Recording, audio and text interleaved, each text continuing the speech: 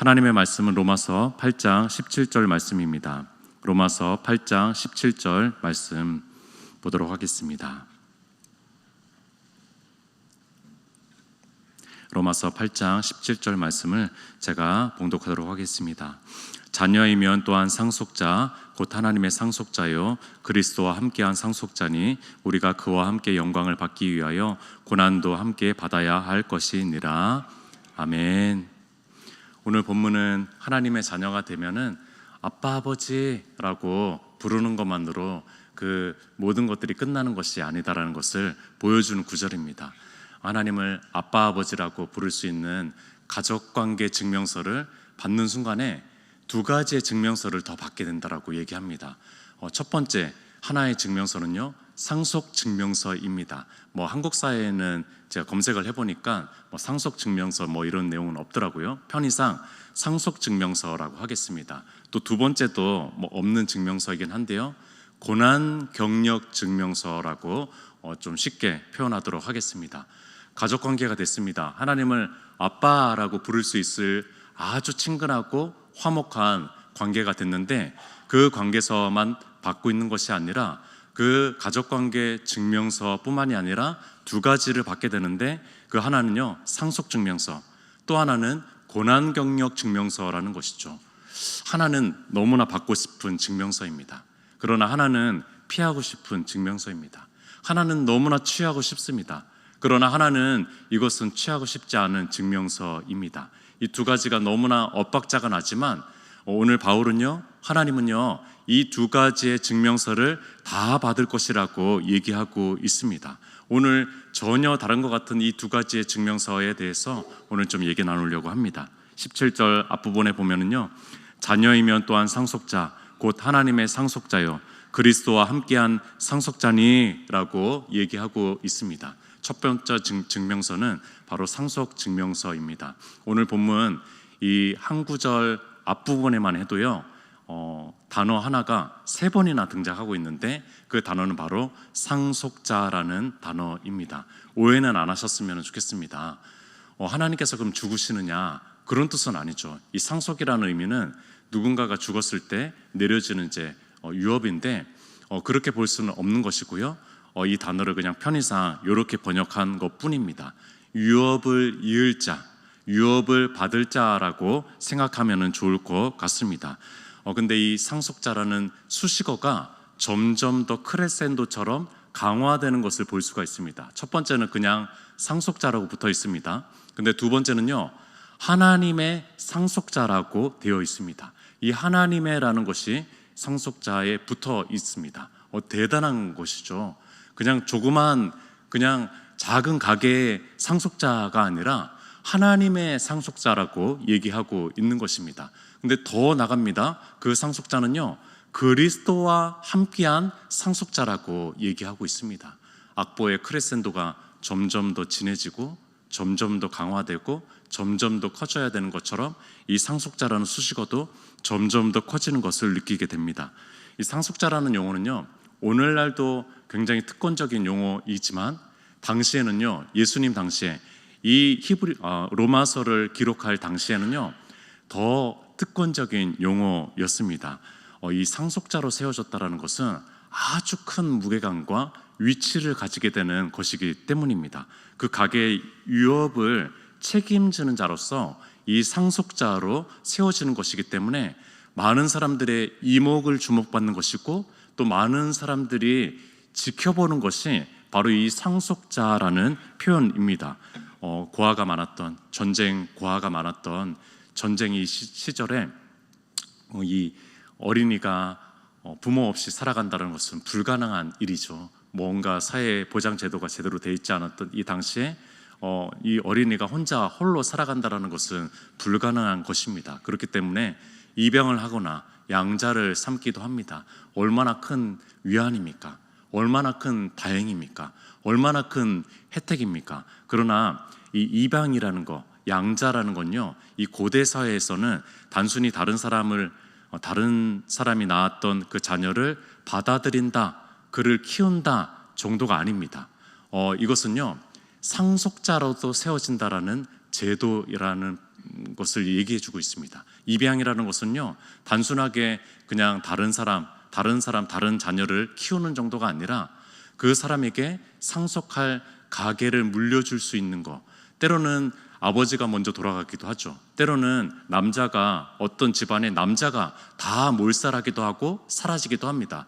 그러면은 그 가계를 유업을 이어받아야 되는데, 그러기 위해서 입양을 하게 되는 것으로, 입양 제도, 이 상속을 하게 되는 것으로 입양 제도를 활용하기도 한다라는 것입니다. 그러니까 이제 상속자라는 말, 자녀이면 또한 상속자라는 말은 쉽게 하는 말이 아니고 매우 책임감 있는 말이고 엄청나게 사람들이 주목하게 되어지는 그런 말이라는 것입니다.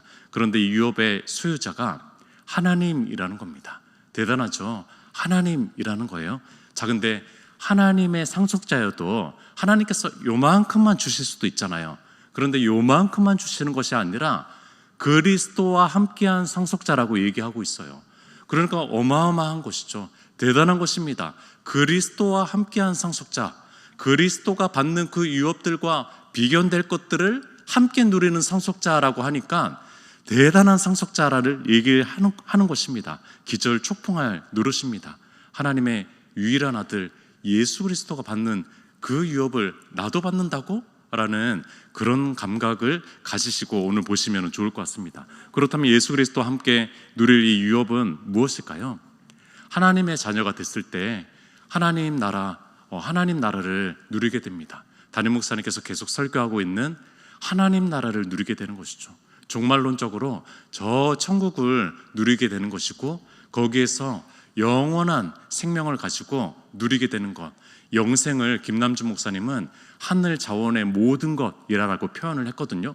그러면은 하늘 자원의 모든 것을 가지고 천국에서 영원히 누릴 수 있는 것, 이것이 바로 상속이라는 거죠. 하나님의 상속, 하나님의 유업이라는 것이죠. 주님께서 친히 함께 계시니 슬픔도 두려움도 염려도 없는 완전히 충만한 나라, 주님께서 친히 함께 계시니 언제나 부족함이 없는 부유한 상태의 그 나라를 누리고 경험할 수 있는 것, 이것이 바로 하나님의 상속자들이라는 것입니다.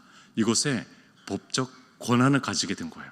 이곳에 법적 책임을 가지게 된 것, 이것이 바로 하나님의 자녀라는 것이죠. 그런데 누가복음 15장에 그 두 아들은 바로 이 크기를 몰랐던 사람들입니다. 그 아버지의 유업을 받을 자의 책임감과 또 이것을 굉장히 경홀히 여겼던 두 아들 이야기가 나옵니다. 작은 아들은 그 당시에도 오늘날에도 상상을 초월할 뜻밖의 요구를 합니다. 아버지, 내 유산을 주십시오. 내가 상속받을 유산을 미리 주십시오 라고 과감하게 얘기합니다. 기절초풍하는 노릇이죠. 말도 안 되는 일입니다. 오늘날에도 그렇게 하면은 정말로 말이 안 되는 일이 생긴 겁니다. 근데 그 아버지께서 그것에 수용을 하고 그가 받아야 될 상속을, 자기가 죽었을 때 받아야 될 그 상속의 유업을 그에게 주기 시작합니다. 결국에는 그 아들은 자기 쾌락을 위해서, 자기 만족을 위해서 허랑방탕하게 다 생활하다가 다 쓰다가 거지꼴로 아버지 집에 다시 돌아오게 됩니다. 자기 쾌락을 위해서, 자기 만족을 위해서 다 써버리는 그런 무책임한 상속자였던 것이죠. 그런데 집 떠난 둘째 아들뿐만이 아니라 그 첫째 아들은 집안에서 조용히 생활을 잘 하고 있었던 이 아들조차도 아버지의 유업을 경홀히 여겼습니다. 그는 아버지와 한 집에 살면서 아버지의 유업을 다 누린 사람이죠. 그런데 감사할 줄을 몰랐습니다.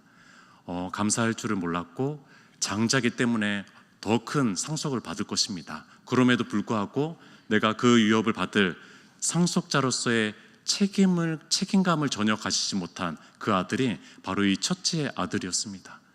둘째 아들이, 동생이 거지꼴로 돌아왔어요. 내가 종이라도 빌어먹겠습니다.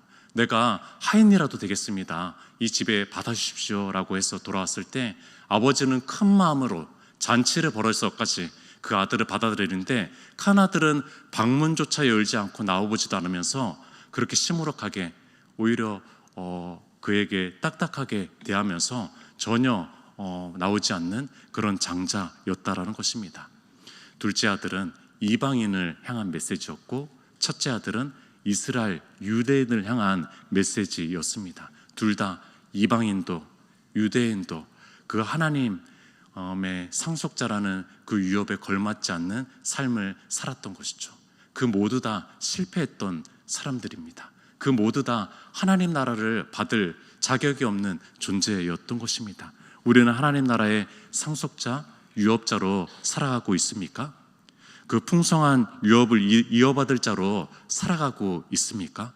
아니면은 여전히 세상의 종로로 타면서 세상의 하인으로서 세상의 것들과 서로 비교하면서 아웅다웅하고 경쟁하고 치열해하면서 그러면서 상처받고 세상의 것들의 눈에 모든 눈이 다하여서 하늘의 것을 잃어버리고 썩지 않는 그 나라를 바라보지 않고 걸어가고 있는 삶은 아닌지 되돌아보았으면 좋겠습니다. 영국의 신약학자인 톰 라이트가 이런 얘기를 했습니다. 만일 우리가 최소한 한쪽 눈을 천국과 그 아름다움과 기쁨과 거룩함에 고정하지 않는다면 우리가 가진 신앙이 진짜 기독교 신앙인지 심각한 의심을 해봐야 합니다 라는 얘기를 했습니다.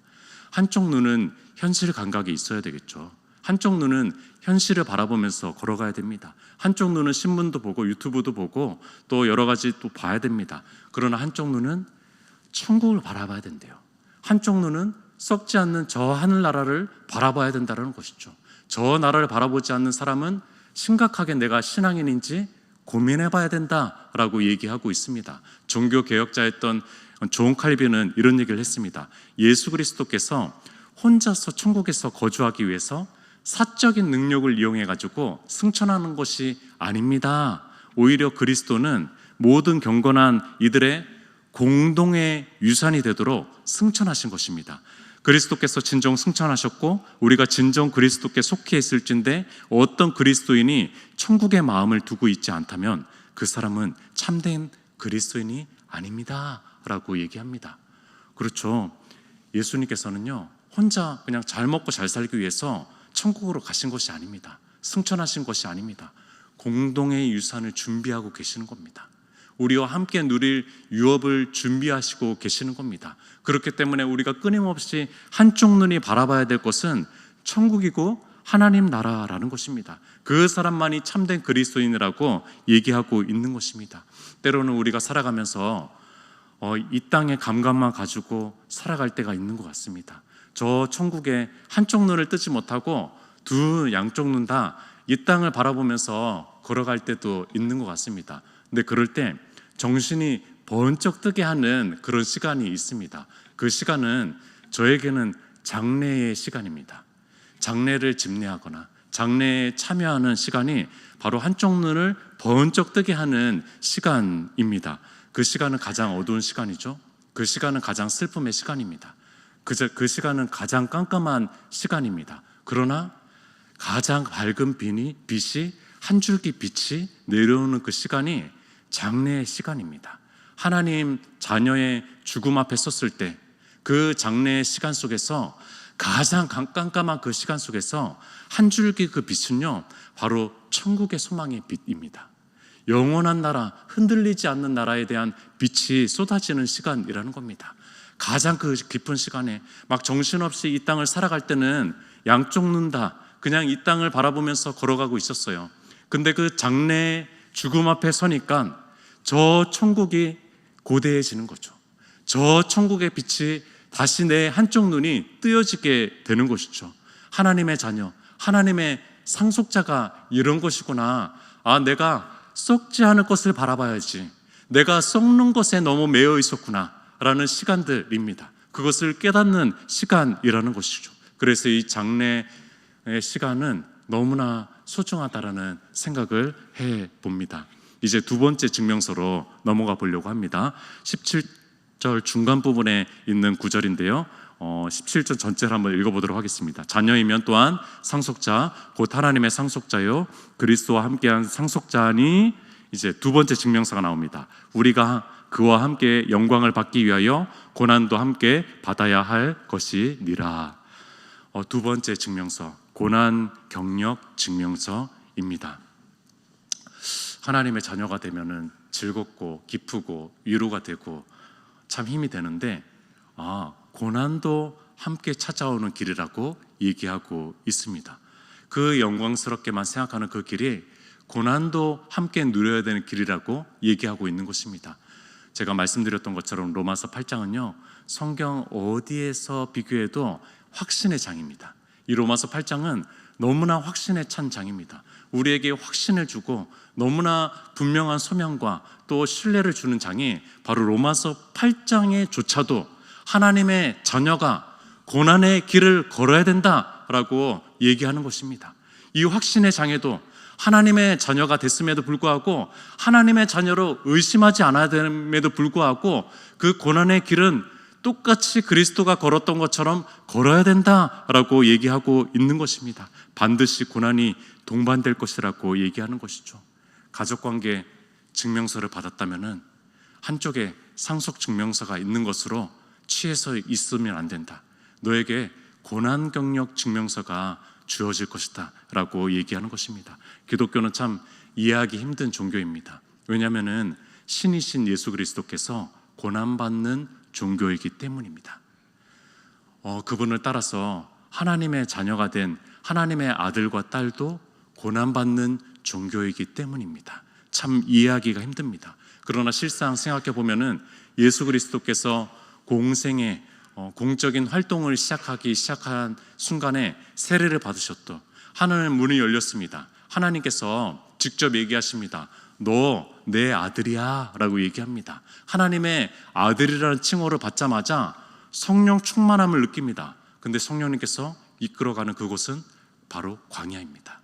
그곳은 마귀의 시험의 장이었습니다. 3번이나 시험을 받았다라고 얘기합니다. 공생의 초반에 3번 반짝받고 많은 시험이 아닙니다. 3이라는 상징적인 숫자를 생각해 보면은요, 예수님은요 처음서부터 끝까지 지속적으로 걸었던 그 길은 고난의 길이라는 겁니다. 그 길은 지속적으로 끝까지 평생토록 걸었던 그 길은요, 이 땅에서의 그 길은요 고난의 길이라는 것을 알려주는 겁니다. 그 3가지의 시험은요 끊임없이 예수님에게 공생의 시간 속에서 계속 찾아왔던 시험이 바로 이 시험이라는 것입니다. 고난의 종교죠. 기독교는 고난의 종교입니다. 한 권사님께서 이런 얘기를 하신 적이 있었습니다. 고난 속에 계시는데 하나님을 원망하지는 않지만 기쁘지는 않아요 라는 얘기를 하더라고요. 하나님을 원망하지는 않는데요, 너무나 귀하죠. 그러나 기쁘지는 않아요. 만족스럽지는 않습니다 라는 얘기를 했습니다. 고난은 찬양할 만한 것은 아닙니다.